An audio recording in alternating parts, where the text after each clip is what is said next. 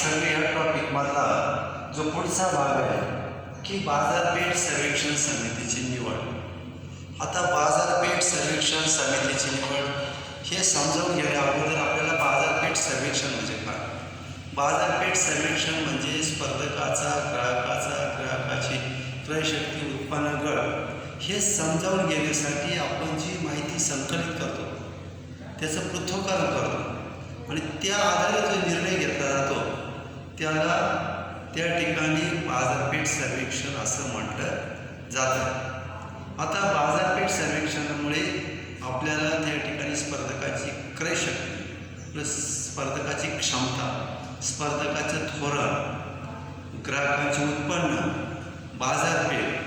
बाजारपेठेतील परिस्थिती ह्या गोष्टी आपल्याला त्या ठिकाणी समजू शकतात आणि त्याप्रमाणे आपल्याला उत्पादनामध्ये त्या ठिकाणी बदल करता येतो। जर बाजारपेठ सर्वेक्षण जर आपण केला नाही तर लोकांच्या रुची, अभिरुची, फॅशन्स, आवडीनिवडी समजणार नाही आणि आपलं सगळं उत्पादन त्या ठिकाणी वाया जाईल, कोट्यावधी रुपयाची गुंतवणूक त्या ठिकाणी वाया जाईल। हे जर आपल्याला टाळायचं असेल, भविष्यकालीन धोके जर कमी करायचे असेल तर त्यासाठी आपल्याला बाजारपेठ सर्वेक्षणाशिवाय पर्याय नाही। बाजारपेठ सर्वेक्षण हे अत्यंत महत्त्वाचं, विपणनाचं महत्त्वाचं तत्त्व आहे असं म्हटलं तरी काही फारसं त्या ठिकाणी वावगं ठरणार नाही। आता आपल्याला बाजारपेठ सर्वेक्षण जर करायचं असेल तर बाजारपेठ सर्वेक्षण करण्यासाठी आपल्याला समितीची निवड करावी लागते। आता वेगवेगळ्या प्रकारच्या समित्या त्या ठिकाणी स्थापन केल्या जातात। संस्थेच्या किंवा व्यवसायाच्या उत्पन्नानुसार किंवा आकारमानानुसार, स्वरूपानुसार, खर्चानुसार त्या ठिकाणी योग्य त्या समितीची निवड केली जाते। पहिली जी समिती आहे अंतर्गत समिती, इंटरनल कमिटी। इंटरनल कमिटी म्हणजे काय की व्यवसाय संस्थेमध्ये अनेक विभाग असतात, खरेदी विभाग असो, विक्री विभाग असो, त्याच्यानंतर दर्जा विभाग असो किंवा नियंत्रण विभाग असो। संघटनेमध्ये जे काही विविध समित्या असतात किंवा विभाग असतात त्यांचे प्रमुखाची त्या ठिकाणी समिती गठीत केली जाते आणि त्यांच्या मार्फत त्या ठिकाणी बाजारपेठ सर्वेक्षण केलं जातं। कारण ह्या सगळ्या विभागाचे जे प्रमुख असतात ते त्या विषयामध्ये तज्ज्ञ असतात आणि ह्या तज्ज्ञामार्फत त्या ठिकाणी सर्वेक्षणासाठी त्या ठिकाणी त्यांचं मत विचारात घेण्याचा प्रयत्न केला जातो। दुसरी जी समिती आहे मिश्र समिती। मिश्र समिती म्हणजे काय, संस्थेच्या बाहेर ज्या व्यक्ती असतात त्या संस्थेच्या बाहेरील व्यक्तीमार्फत त्या ठिकाणी बाजारपेठ सर्वेक्षणासाठी विचार केला जातो। संस्थेच्या बाहेरील व्यक्ती आणि संस्थेच्या अंतर्गत व्यक्ती अशा दोन्ही व्यक्तीचं त्या ठिकाणी मिश्रण करून त्या ठिकाणी समिती गठीत केली जाते। साधारणपणे या मिश्र समितीमध्ये जे दलाल असतील, एजंट असेल, भाव व्यापारी असेल, किरकोळ व्यापारी असेल यांचे सदस्य आणि संस्थेच्या आतील काही व्यक्ती, तज्ज्ञ व्यक्ती यांची एक समिती तयार केली जाते आणि त्यांच्या मार्फत त्या ठिकाणी बाजारपेठेचा अभ्यास केला जातो, माहिती गोळा केली जाते आणि योग्य ते निर्णय घेतले जातात। त्याच्यानंतर व्यावसायिक समिती।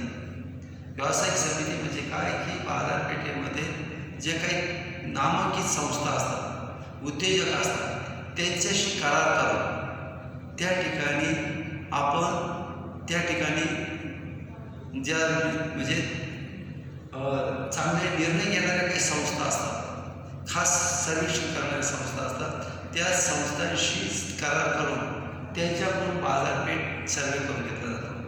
त्यांना त्याबद्दल काही मोबदला दिला जातो, त्यांना त्या ठिकाणी मोबदला देऊन अचूक त्या ठिकाणी निर्णय किंवा अचूक त्या ठिकाणी सर्वे करून घेतला जातो म्हणजे आपल्याला त्या ठिकाणी व्यवसायात बदल करता येतात। आणि लास्ट संस्थेतील फिरते विक्रेते।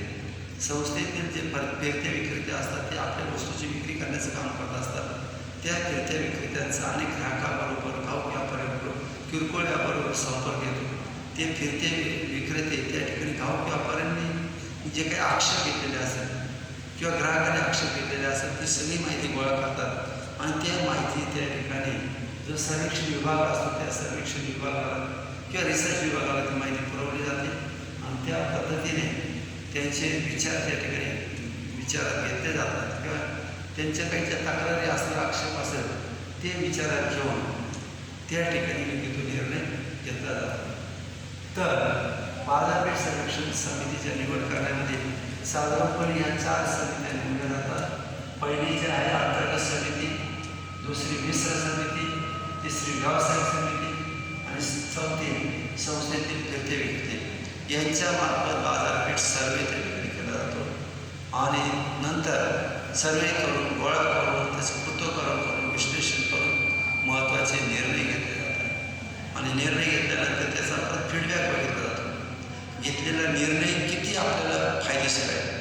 फायदेशीर असेल तर तो चालू ठेवला जातो, जर फायदेशीर नसेल तर त्या ठिकाणी तो निर्णय की त्या निर्णयानुसार उत्पादन असेल ते बंद केलं जातं. म्हणजे कोणताही निर्णय घेताना त्या ठिकाणी संस्थेचं अंतिम उद्दिष्ट असतं जास्तीत जास्त उत्पादन करणे, जास्तीत जास्त विक्री करणे, संस्थेचा विकास करणे हे उद्दिष्ट त्या ठिकाणी साध्य झालं पाहिजे. तर अशा प्रकारे आपण बाजारपेठ सर्वेक्षण समितीची निवड करताना कोणत्या समित्या स्थापन कराव्या लागतात याचा आता आपण अभ्यास त्या ठिकाणी केला.